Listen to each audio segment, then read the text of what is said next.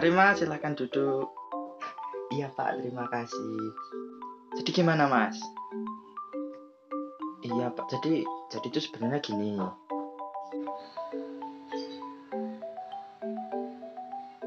Nah, jadi gitu aja sih kalau menurut saya. Oh, gitu ya Pak. Yaudah deh Pak, terima kasih atas sarannya. Pak, saya lupa bawa uang, kalau diganti sama HP saya dulu aja gimana Pak? Ya udah deh Mas, nggak apa-apa, saya terima HP-nya ya Mas.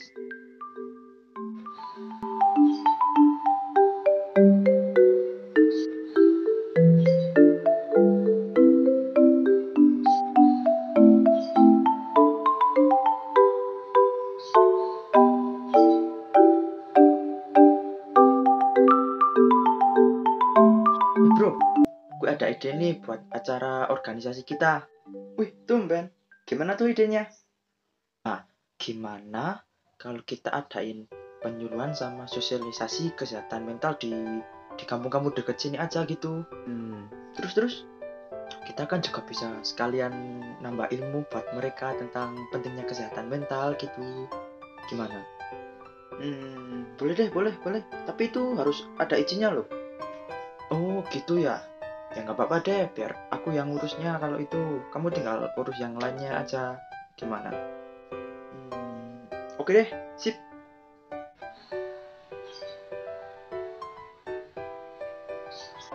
Bro, kita udah dapat izinnya nih. Kita tinggal pelaksanaannya aja. Gimana? Wih, mantep. Tinggal gas aja mah kalau ini mah.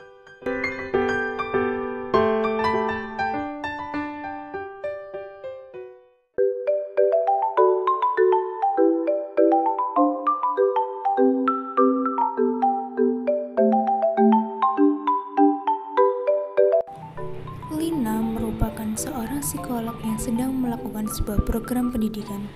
Di tengah pelaksanaan program, ia dan timnya mendapat sebuah kendala. Ternyata, metode yang dilaksanakannya sedikit tidak sesuai dengan kebudayaan setempat. Akhirnya, ia dan timnya memutuskan untuk sedikit mengubah metode yang dilakukannya. Ia juga tidak lupa untuk memberikan informasi perihal perubahan metode kepada peserta dan pihak-pihak terkait.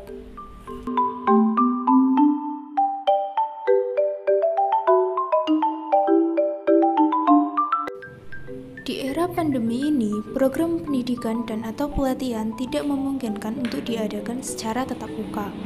Oleh karena itu, seorang psikolog atau ilmuwan psikologi yang ingin mengadakan program pelatihan dapat memanfaatkan teknologi terkini, seperti misal menggunakan Zoom Meeting sebagai sarana pelatihannya. Tidak ketinggalan juga referensi-referensi yang digunakan merupakan kajian terkini yang sudah terdapat bukti empirisnya. Saya akan menjelaskan tentang pasal 40 Kode Etik Himpunan Psikologi Indonesia tentang informal consent dalam pendidikan dan atau pelatihan. Psikolog dan atau ilmuwan psikologi harus memperoleh persetujuan untuk melaksanakan pelatihan sebagaimana yang dinyatakan dalam standar informal consent, kecuali jika a. pelaksanaan pelatihan diatur oleh peraturan pemerintah atau hukum, b. pelaksanaan dilakukan sebagai bagian dari kegiatan pendidikan, kelembagaan atau organisasi secara rutin, misalnya syarat untuk kenaikan jabatan. Pengertian dan standar informal consent sebenarnya sudah tercantum dalam pasal 20 tentang informal consent. Singkatnya, informal consent adalah lembar persetujuan yang ditandatangani oleh subjek penelitian dan saksi yang akan menjalani proses di bidang psikologi, yang meliputi penelitian pendidikan atau pelatihan atau asesmen dan intervensi psikologi.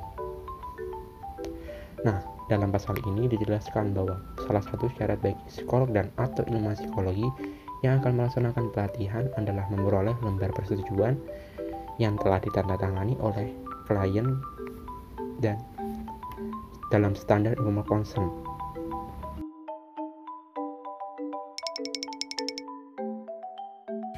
Ini adalah contoh video pada saat penandatanganan persetujuan yang dilakukan oleh klien dan psikolog atau ilmuwan psikologi yang akan melakukan pelatihan. Karena dalam pasal 40 disebutkan bahwa salah satu syarat bagi psikolog dan atau ilmuwan psikologi yang akan melaksanakan pelatihan adalah memperoleh lembar persetujuan yang telah ditandatangani oleh klien dan dinyatakan dalam standar informed consent. Tetapi ada dua hal yang menjadi pengecualian dalam pasal 40. Yang pertama, apabila pelaksanaannya diatur oleh peraturan pemerintah atau hukum. Contohnya, misal ada seorang narapidana yang dipenjara karena suatu kasus tertentu. Pada saat melaksanakan masa tahanannya, ia diwajibkan untuk melakukan pelatihan psikologi.